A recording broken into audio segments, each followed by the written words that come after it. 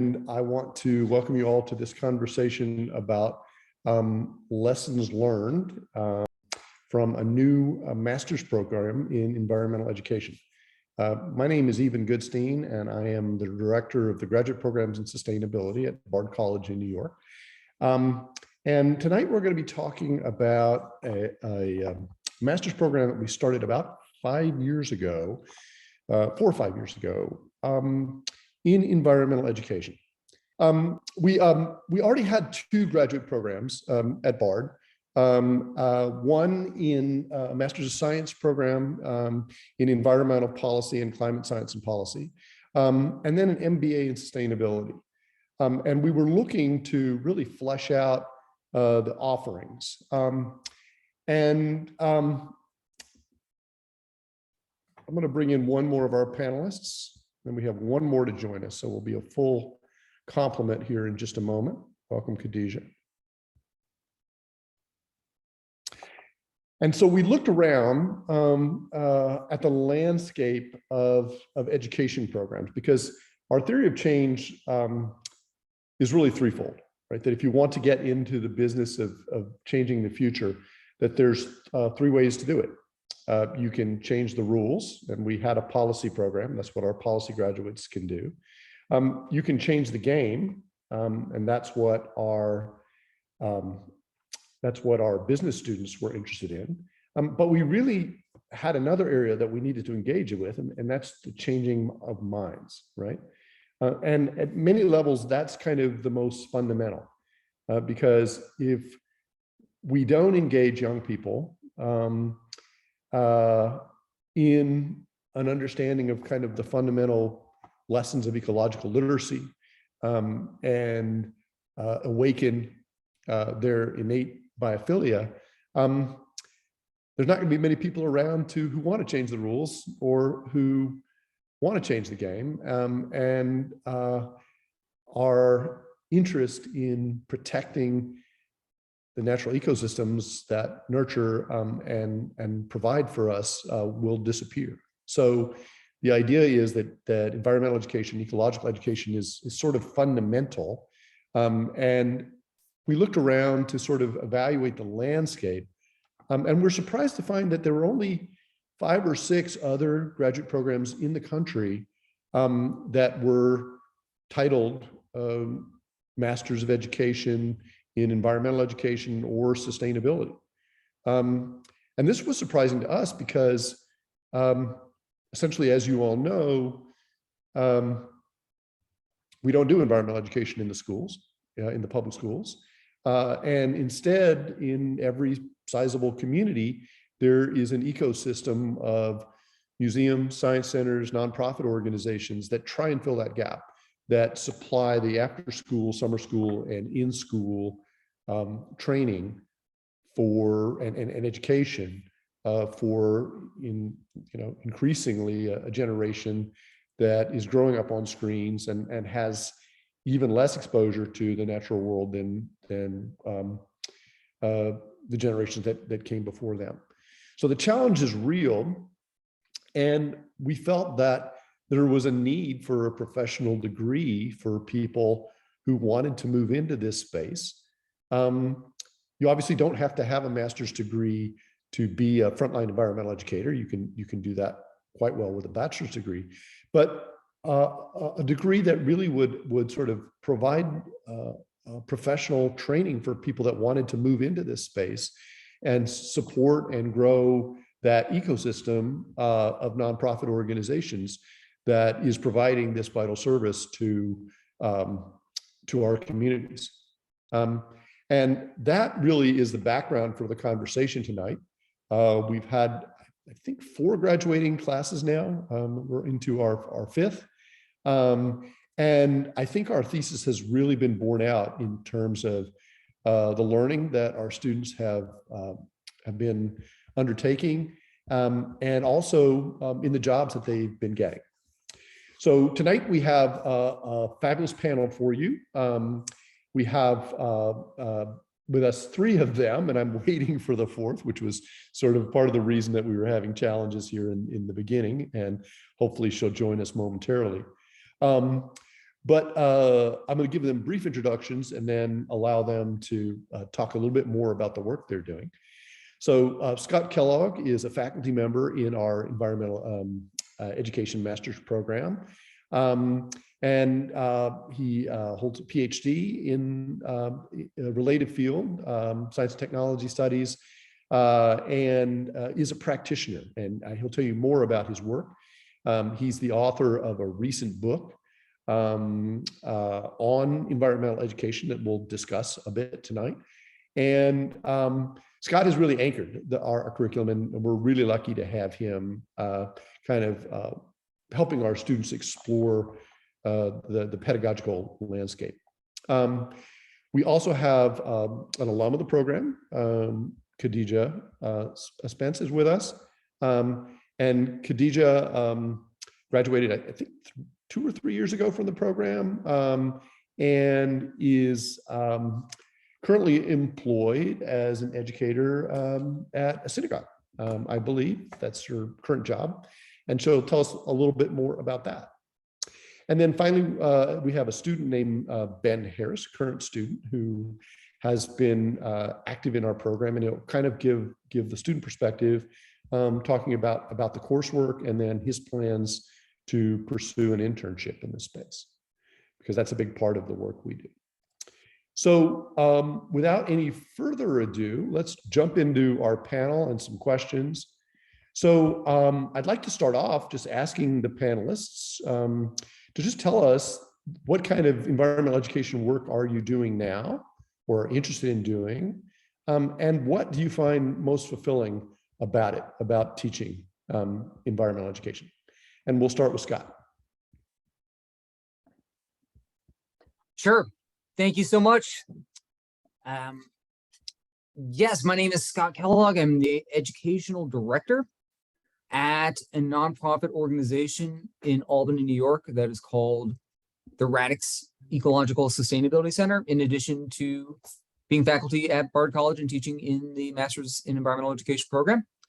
And we are an urban environmental education center building a demonstration site of sustainable tools and technologies that are designed to teach urban residents, with a special focus on youth, how to have greater local access and control over essential resources such as food, water, waste management, energy production, with an emphasis on building systems that are simple and affordable, be mindful of the intersection of ecological regeneration and matters of equity and fairness, justice, race, and class. So a lot of our work is focused around working with adults, but also local youth, high school aged youth. We run an after school youth employment program where teenagers come in to the Radix Center from 4 to 7 in the afternoon, help with the maintenance, the farm systems that we have on the 1 acre farming site. Also at the same time, learning about local environmental justice issues so as to underscore the relevance of the work that they're doing.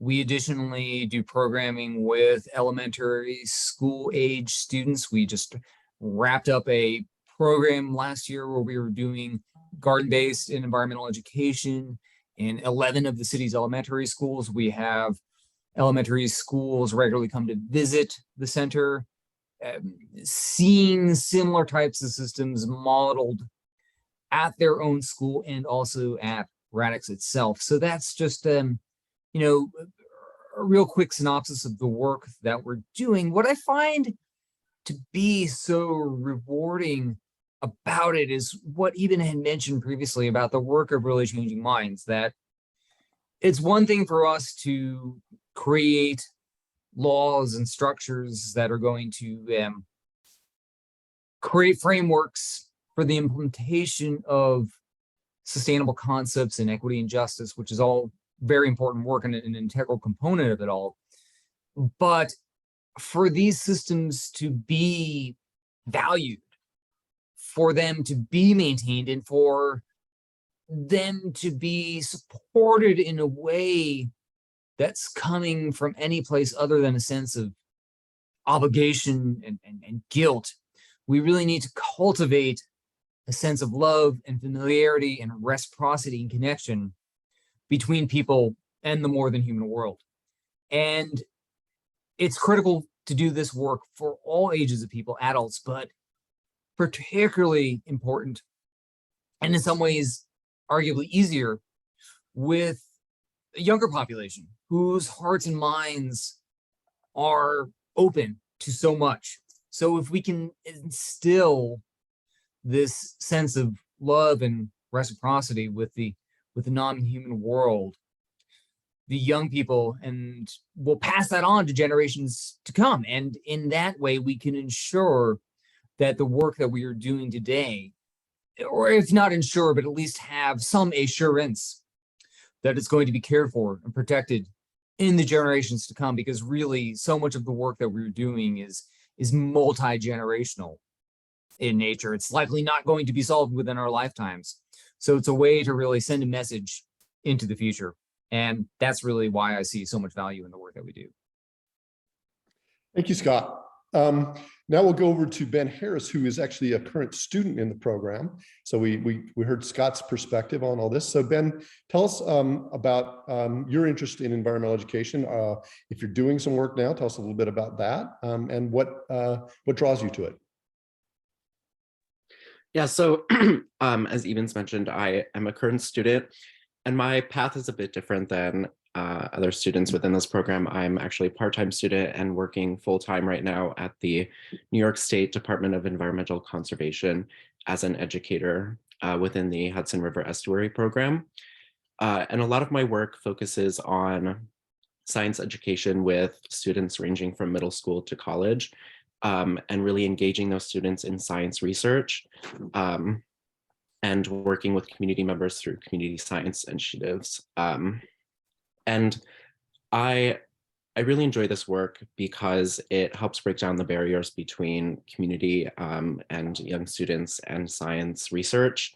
A lot of the time that the science research within academia is gatekept, and it's really hard for younger students who are often interested in this kind of ecological research to really branch out and enter the field. And so a lot of the work I do is allowing me to open the minds of these students into the environmental world, and expose them to a field that would otherwise oftentimes be kept separate. And a lot of the things I enjoy is just being able to see the expressions on these children's faces, and sort of the wonder that they feel with a lot of these programs that I engage them in. For example, I do a lot of fishing programs and fish research. And fish are obviously very tactile. Being able to touch these things, being able to go in the water is oftentimes very different for a lot of these students, something that they otherwise would not be able to experience. And so engaging these students in something like fishing is oftentimes scary for them, but also very rewarding, just being able to get them into a field that would otherwise be oftentimes inaccessible. Thank you. We talked about this a little bit before in the introduction, but really I'd like to hear, Scott and Ben, your perspective on this question. Why do you need to get a master's degree in this space? Why not just move forward with your undergraduate degree and be a practitioner and kind of grow from there? So Ben, why don't we start with you as a student's perspective? You're someone who made the decision to get a master's degree. So why don't you share with us your thinking on that? Yeah, of course. So I remember deciding to go into this program, and I was just finishing up or close to finishing up my undergrad. And I knew that science research and science education was of interest and that I wanted to get into this field, but I didn't really know how to step beyond the sort of maybe science assistant, research assistant positions and really branch out into education and being seen as a professional and an expert in this field. And so I saw the environmental education degree as a way to really gain a lot of experience in actual education beyond just the biology degree that I had earned, and really be able to employ all of these topics and all this information that I learned in my undergrad into actual education, and being able to craft it in a way that is accessible and useful to the general public and to students. Because oftentimes in a really research heavy biology degree like I had, a lot of the topics are very inaccessible and very kind of out there to sort of the lay public. And so being able to engage in an environmental education degree allows me to really hone in on topics and ideas that are useful to people, and actually allowing me to translate what I learned in a science degree into actual education. Thanks. Scott, over to you. I mean, you're a professor in a master's degree. You've got a couple of master's degrees, I think, and a PhD. So how does higher education really support, or a graduate education support a career in this space? Why Yeah. couldn't you have done the work you did just plowing forwards with your undergraduate? Yeah. So, like you mentioned earlier, even there is an ecosystem of organizations that are doing the work of environmental education currently. At least in New York State, there is no mandated environmental education curriculum that all students would have to take and be exposed to. That, of course, would be a noble long-term goal to bring that about, which I think is an important reason why higher degrees and education can play an impactful role on increasing the scope of environmental education and to whom it is offered to and how accessible it is. Currently, there is most environmental education is happening in what we would call the informal and largely the non-formal spheres, which is outside of the public school system.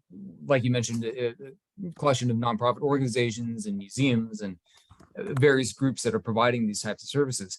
And unfortunately, their work is often undervalued. So I think a big part of the task that's ahead of us is to, in order to be changing minds, we also need to be changing the rules and changing the game of the landscape of environmental education. And certainly having, an undergraduate would open a lot of doors for you and allow you to be doing a lot of environmental education work. By getting a higher degree, I think we can start reaching for those higher levels in the form of either working on a policy level to actually make it so that environmental education becomes part of the standard school curriculum, or developing an organization to the point where it has the capacity to be providing programming to a greater number of people. Also just being fluent in the language and the concepts of environmental education so that you would be better poised to access resources and funding that are out there that can support those structures, particularly if you're working in the nonprofit field. I know from my own experience that institutional capacity is a limiting factor in simply how much we're able to offer. So being able to go after state grants and federal grants and to be able to set up contracts with school districts is a really important part of this work that having a master's degree is going to give you the tools and the access to achieve. So I think it's really a big part of taking it to the next level. We can think of it that way. Tell us a little bit about the work you're doing and right now, and what draws you to environmental education. I teach 4th and 5th grade, which I also did last year. And most of my lessons are centered around Jewish values, which also include things like repairing the world and community service. And along with that, also thinking about how can we protect our community? So not only the people that live there, but also the environment. So our waterways and the ways that we get food. So who should we be thankful to for that? And concepts of that sort.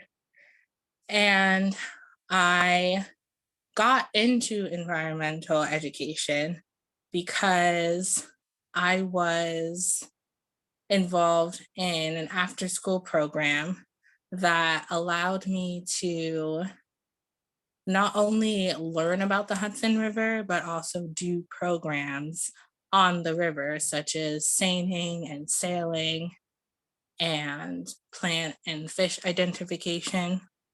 And so some of those programs that Ben was mentioning earlier is how I got the love of being an environmental scientist.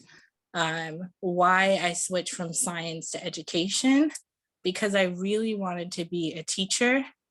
And I knew that the program that BARD had would not only help me in being an environmental educator, but also being an educator in general. So all the classes about identity in the classroom, curriculum development, how to assessment of the curriculum. So are the students actually learning something and retaining that information rather than just you asking them a question as a teacher and they're like shaking their head and then you phrase the question differently and they have no clue what you're talking about.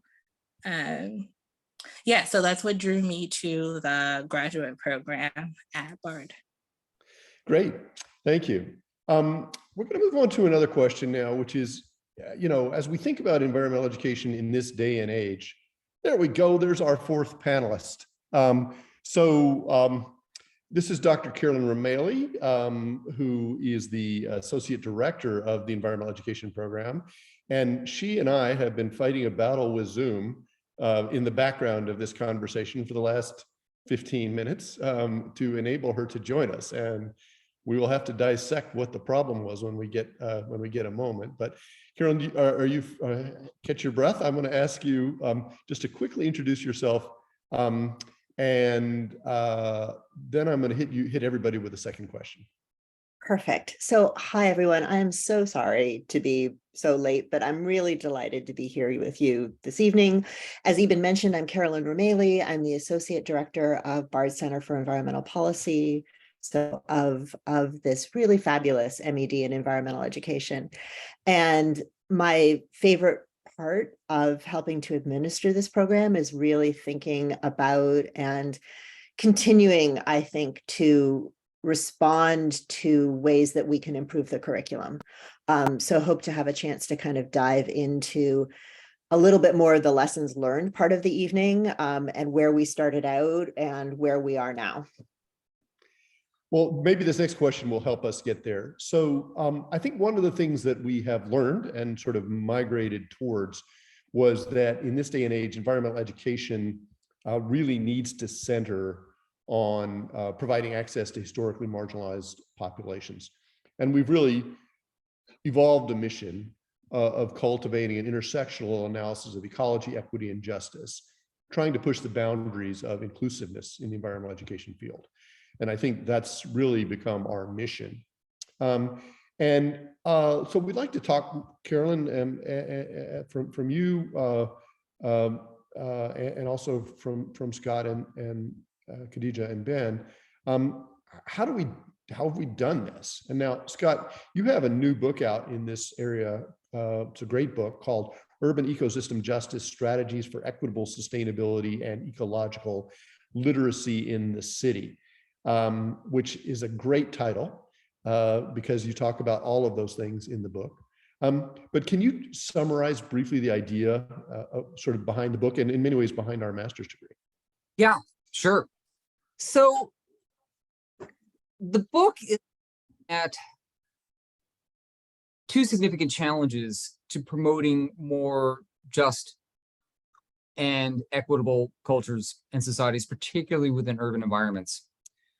one of those is the persistence of what we call nature society dualism, which arguably is sort of the underlying ideology of modernist philosophy. This idea that there exists something called nature and something that exists called society, and that the two are separate from one another. This is driven home particularly notably in urban environments. So a lot of the work that we're doing is trying to challenge that false duality.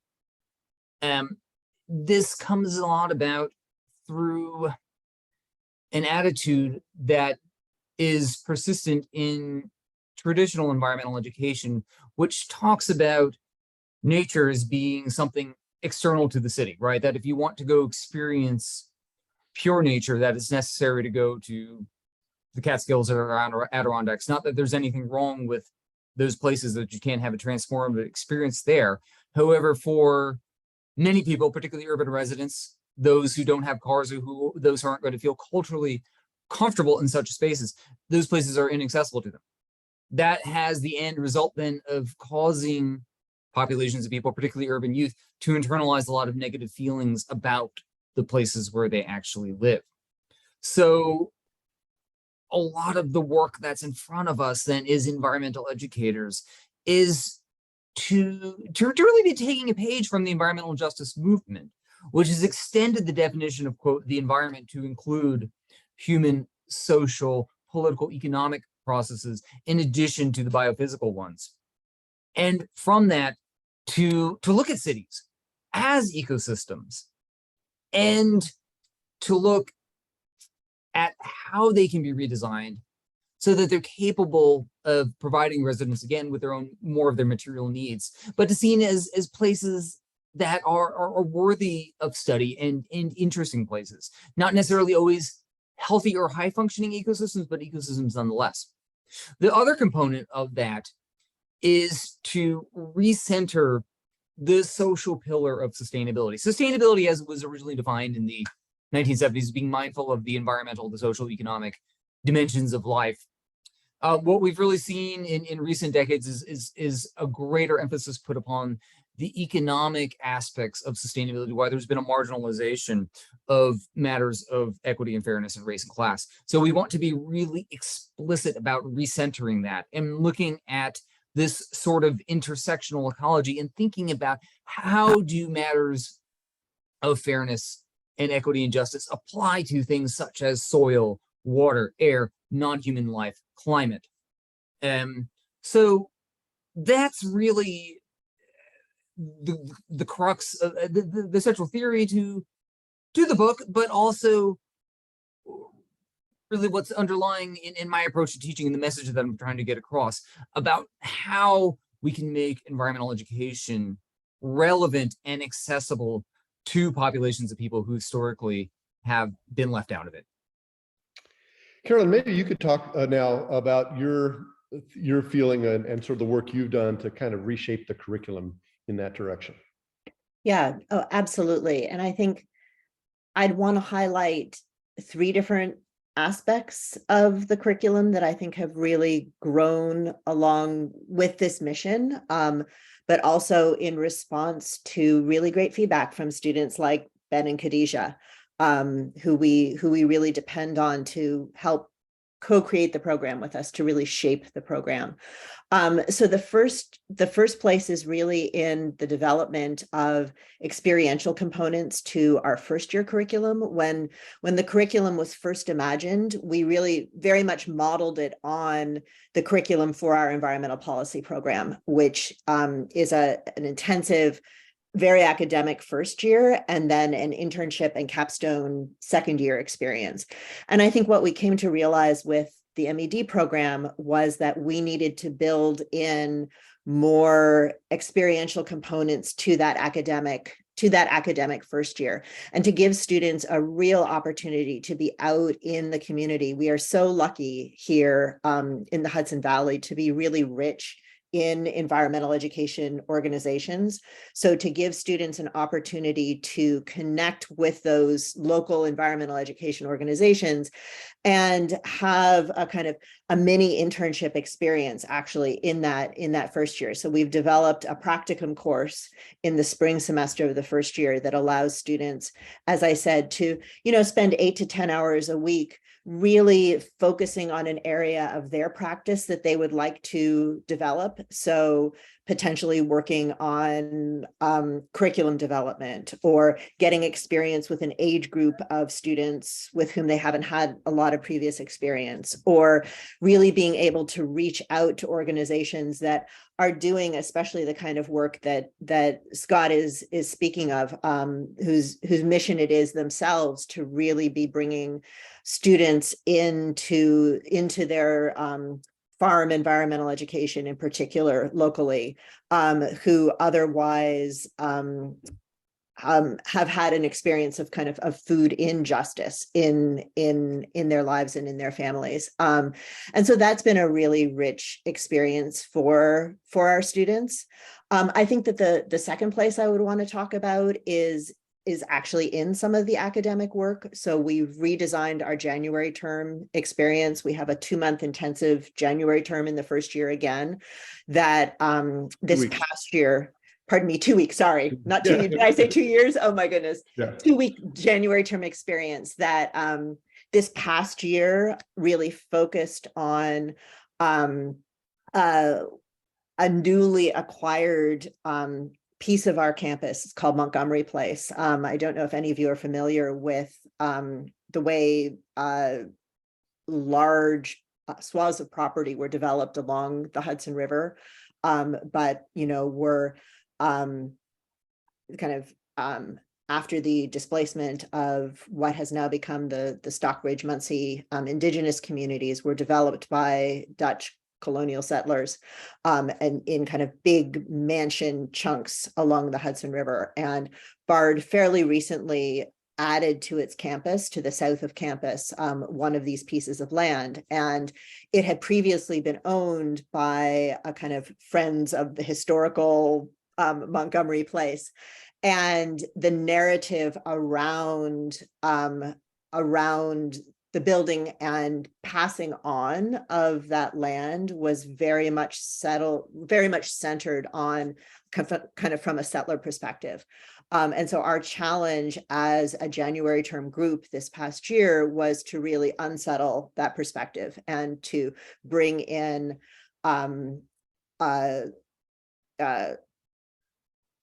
of both historical and ecological knowledge around the ways the land had been shaped by enslaved workers on the land and also by the indigenous community. And the challenge for our students was really to think about developing lesson plans and ways of interacting with that land that would reach out to the community and help disrupt that narrative and help other folks then think about different ways of seeing that land.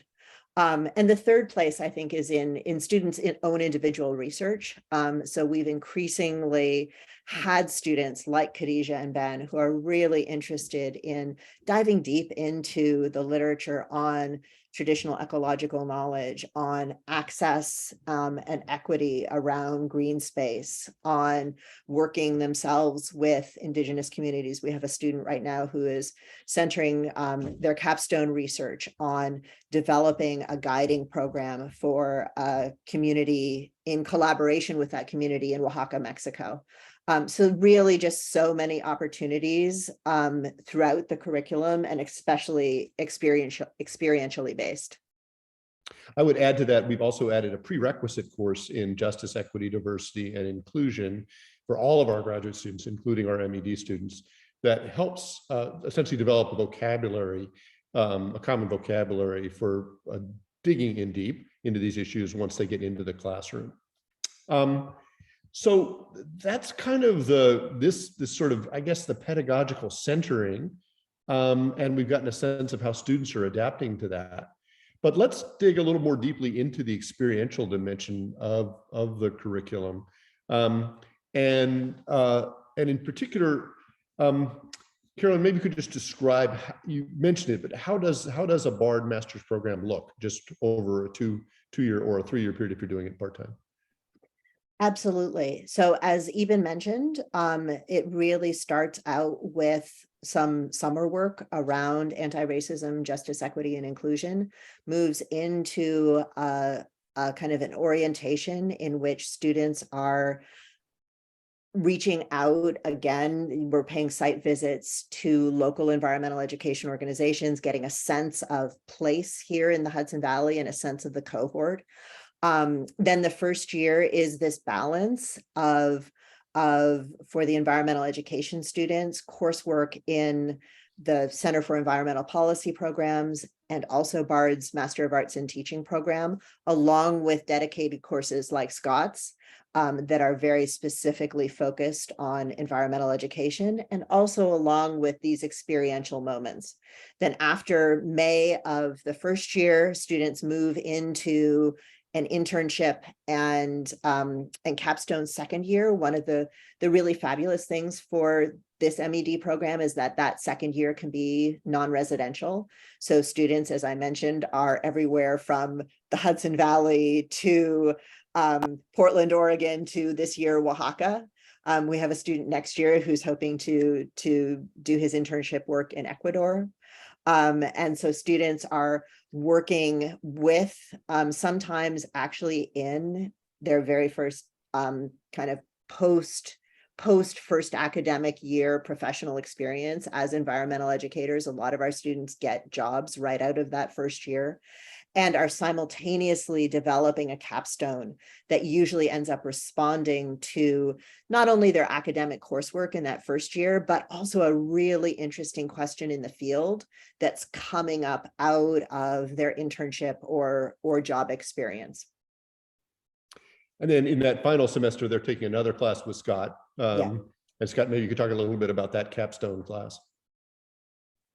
Sure. In the second year, we do a future leadership and careers course, which is really designed to prepare the students for what comes next, with the fall course sort of really being an introduction to theory and pedagogical history of environmental education.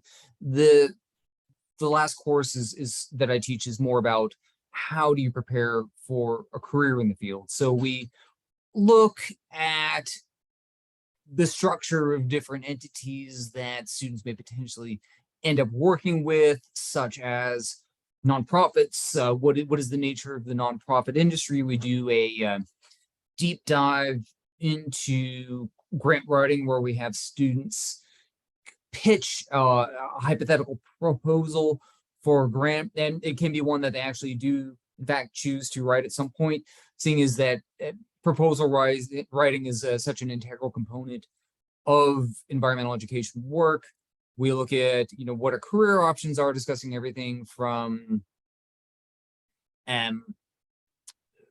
salaries and what sorts of benefits that you can expect to be earning in the field, and then really kind of wrapping up with students doing a day in the life of where they currently are at their internship, and sharing with the other students in the group what it's actually like to be doing this work for real, to have moved from the classroom and theoretical field into the applied, practical, and career-based world. And at the end of the day, career is what it's all about for a master's program and employment. And we're very cognizant of that. And I think one of the nice surprises and lessons learned in our program is that there are really interesting, good jobs for students in this field. And that in general, I think all our students are pretty much getting snapped up right away. So that's been an encouraging sort of outcome of the work that we've been doing. Khadijah, you want to tell us a little bit about your internship experience and how that fed into your job? I interned with J-Teen, which was Jewish organization that worked with teens in Westchester County. And part of that internship was to do programming centered around the environment and also food justice. So we delivered packages to those who were homebound, mostly seniors, and also worked with the local environmental agencies and representatives from Westchester County to have a county-wide program, which happened in White Plains, where the teens were able to present their potential projects for climate action. So a few of them chose to work on petitioning for porous materials around the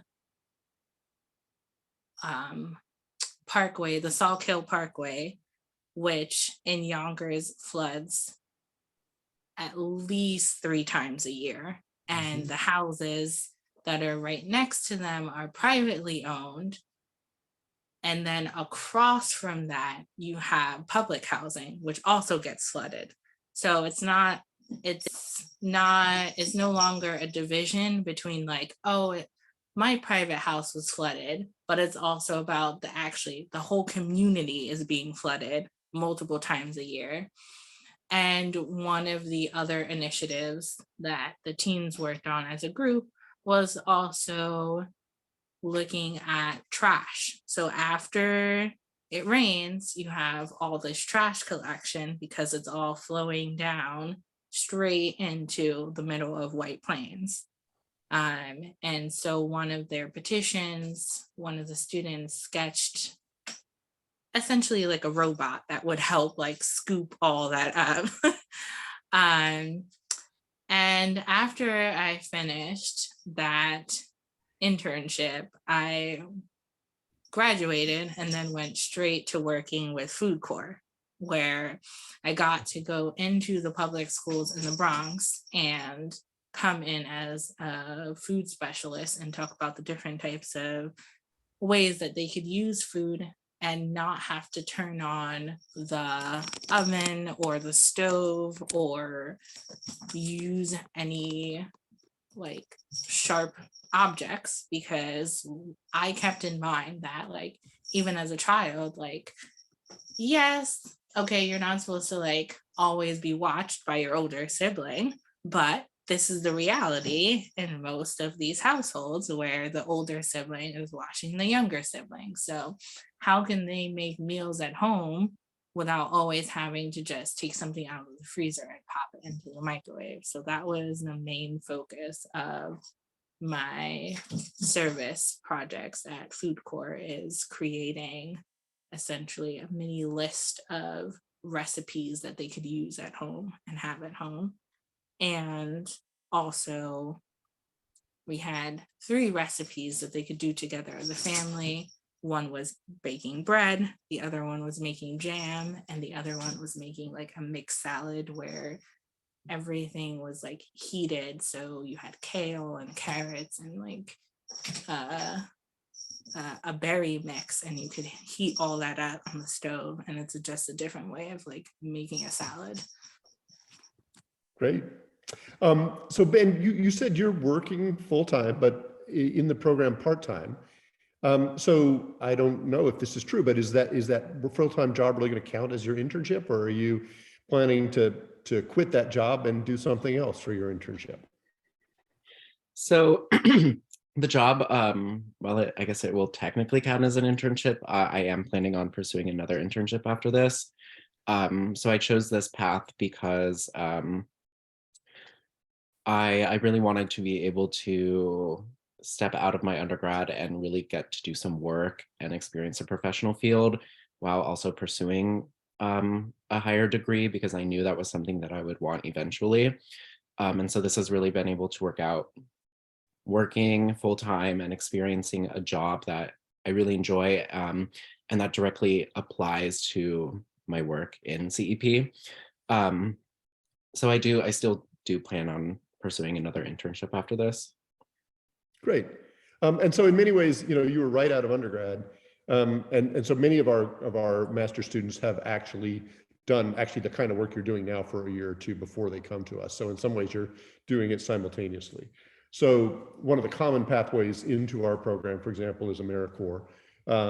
So people, have had a chance to do some frontline environmental education, they're teaching, and then they decide that this is a profession for them, and they want to move more deeply into it for the reasons that Scott talked about. Carolyn, I'm going to ask you one more question since you came in a bit late, and then let's open it up to the audience. And that is, from your perspective, and we asked the other panelists this, why a master's degree? I mean, what is it really? Where is this taking you? And that's one of the things I think we've learned in this program. Yeah, I think for me, one of the really valuable ways to think about this program is one of actually our founding ideas about the program, which is that it helps our students elevate out of a kind of a frontline level as environmental educators. So, our students have the opportunity, for example, Ben this spring semester is going to take a course in our MBA program on nonprofit management. So it gives our students real curriculum development, real, as Scott was saying, insight into fundraising, real insight into nonprofit management, the ability to be just a couple steps away from becoming the executive director of an environmental education organization. And I think that to me is really the reason to get a master's degree is to in this space in particular is to kind of clear a path toward leadership and really skill up for the kind of leadership that you want to be doing. Khadijah, I see you nodding away. Exactly. I am nodding away because that's one of the ways I build up my portfolio at Central. So I'm not only an educator, but I'm also in charge of the programs for the younger students, pre-K to 6th grade. So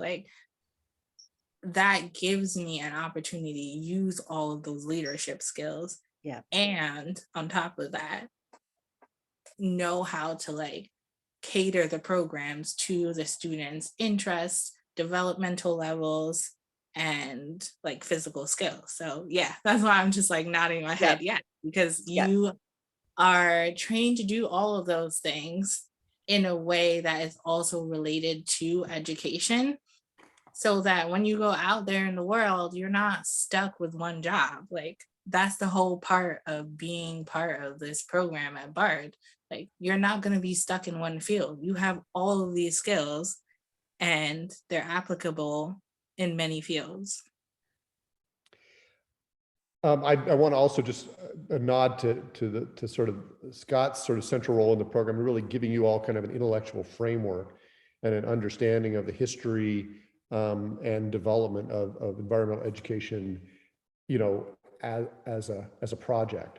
So that I think that's also really important too, in really kind of elevating the lens through which you're understanding kind of the work you're doing. So there's that kind of more academic sort of advantage of our program as well. So let's turn to the audience now and see if we have some questions. So I think if you raise your hands, I can probably ask you to ask your questions. In the chat box. Oh, there's questions in the chat already. Okay. You can read them out loud. Let me see if I can follow them. Let's see. It says Q&A. The Q&A box. All right, let me go there. Thank you. Oh yes, we have 2 questions. Are there resources for interesting programs for the internships in Capstone? How do you get those? And the internships need to be unpaid to count towards the degree. I'll say no to the latter one. If you need a paid internship, and many of our students do, that's what they get. And we also have some funds, depending on the year, to support students who are doing underpaid internships. Karen, you want to discuss how people get their internships?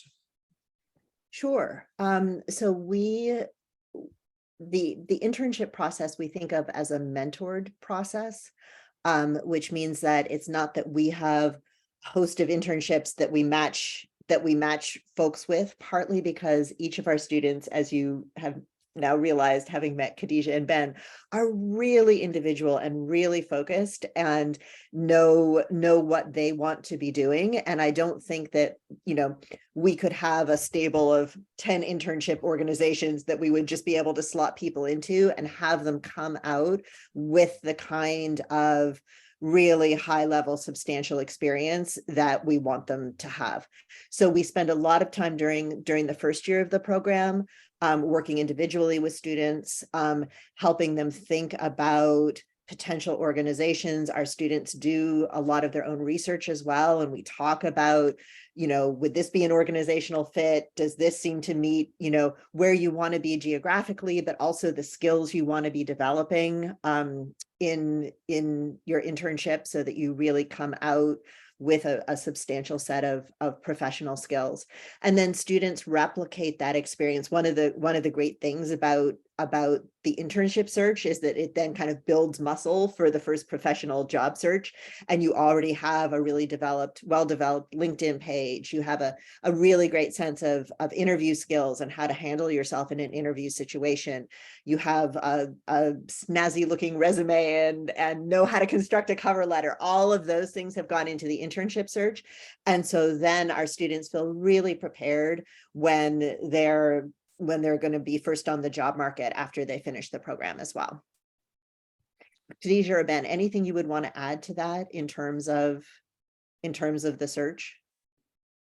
I guess I'd also add that in finding an internship, BARD has such a humongous network. I know the other day I was just like scrolling through past internships that students have completed. And there are just loads of organizations, nonprofits, government, otherwise, that have employed past BARD students and are open to, I guess I shouldn't say open to more, but that you can reach out to. And so there's just many different opportunities to find these internships. And if nothing suits you, you're just like, okay, none of these are within my interest.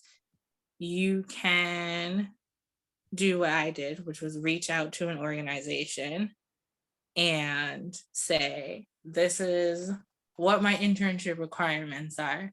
How can that fit into your mission statement or your goals for the year, and work with that organization to kind of blend your interest. Yeah, I mean, in many ways, I've often said that the internship process here is find the environmental education organization in the world that you think is doing the most interesting work, reach out to them, tell them you're a graduate student and you need to do an internship for 4 to 6 months.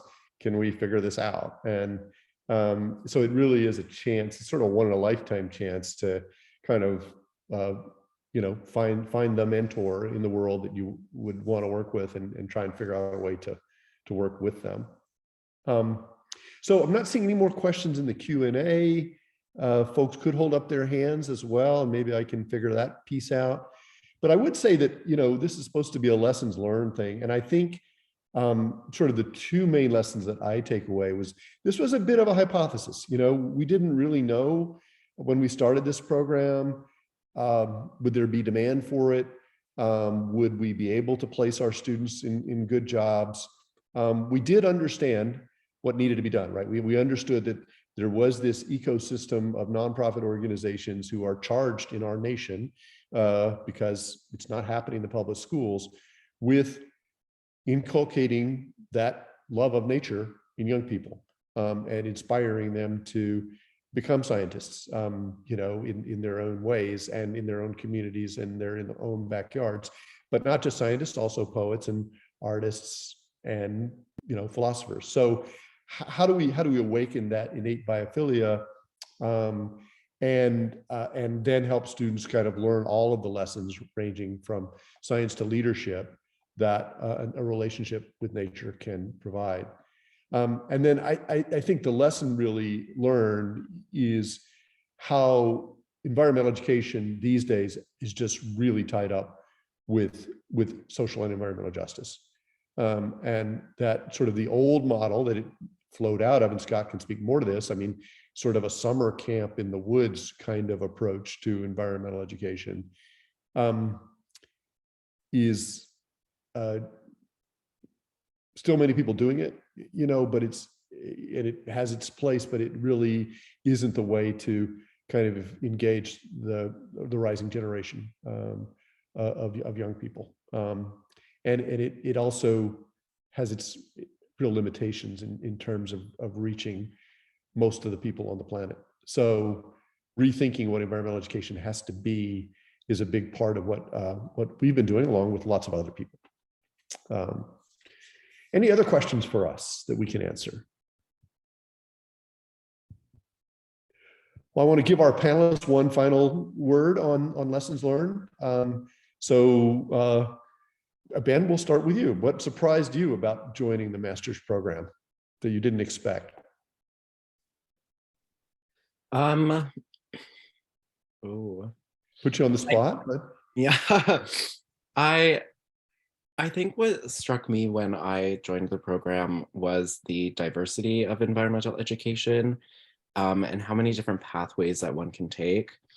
And something that really helped me realize that was through the advisory with Carolyn during the first year, and being able to complete many different site visits, go to all of these different places that employ environmental education and see how they educate people, and what they do. So from visiting the Billy and Oyster Project down in New York City, to Scott's Radix Center, to the Vassar Farm Project, and really seeing how people define environmental education and what that education means to them. Great. Khadijah, how about you? What was the big lesson that you, or two or one, that you feel like you got out of your master's education? I was really surprised of how well the BARD staff and faculty pair like what's going on in the Annandale, Red Hook, Tivoli area with the lessons. So I remember talking about the policy cycle in Monique's class, and then going a week later to see an actual like town hall meeting and being able to compare exactly what I learned in the policy cycle to this town hall meeting. So like, it wasn't only, oh, I'm learning it right now and I'll never, like, I probably won't see it again until my internship. No, this was like direct line thinking about what are we gonna do next and what's happening in the town and what are the opportunities that we can give students to go see it happening. So like, definitely continue with those emails, and students, I would say check those emails because you don't want to miss an opportunity to see something that you learned in class out in the community. Carolyn, over to you. What's the big lesson for you? What have we learned by running this master's program? I think for me, you know, and there's so many things I could say, but I think for me, one of the biggest lessons is to allow our students' interests to then feed back into our curriculum and into our programming, and to really, you know, I think we all view these students as colleagues, and you know, many of our students have fairly substantial environmental education experience already coming into the program. And so really allowing them to build the program with us, I think has been just such a privilege and a pleasure. And finally, Scott, what lessons do you think we've learned over these last 4 years? I think one thing that has really surprised me and intrigued me that's come out of having been working in this field for about 20 years is the extent to which environmental educators are also in the dual role of of practicing what we could call ecotherapy. Really, that a huge part of the value to the work that I think I do in Albany, and I try and convey this to students and bring it to the classroom, is really just creating a safe space and an accepting space and this peaceful space where students can come and feel a sense of belonging and ownership and connection to the non-human systems that are there. There's a concept in environmental education called ecophobia, which looks at how if we hit particularly young children with what we call catastrophe environmentalism too soon, it can trigger really what a more recent term is this idea of eco anxiety, or that has come really about since the pandemic, and how that is so contrary to our goals. And so really we need to be mindful of that, of creating a non-stressful, peaceful environment where learning and connection can happen, ultimately with the goal of creating a space where traumas can be healed. Well, thank you. That's a profound note on which to end. So thank you to our audience for joining us tonight. This has been a conversation about lessons learned in our new Environmental Education Masters of Education program. I put my email in the chat, ebangood@bard.edu. Feel free to reach out to me if you've got any questions about the work we're doing, or if you know of any prospective students, or if you are potentially a prospective student and would like to talk with us. Glad to have that conversation. And as I said at the beginning, we have a suite of graduate programs at Bard. This one is kind of the cornerstone. It's about changing minds. And without that, all the other pieces fall apart, right? If we don't engage this generation with a love of the natural world and an understanding of the lessons that it has to offer, then we won't protect what we need to protect as a foundation for humanity's spiritual and material life going forwards. So very important work, very critical work. And glad to have a further conversation with anyone, as I'm sure are Khadijah, Ben, Carolyn, and Scott. So want to thank you all for spending the evening with us as well. So good night, everybody.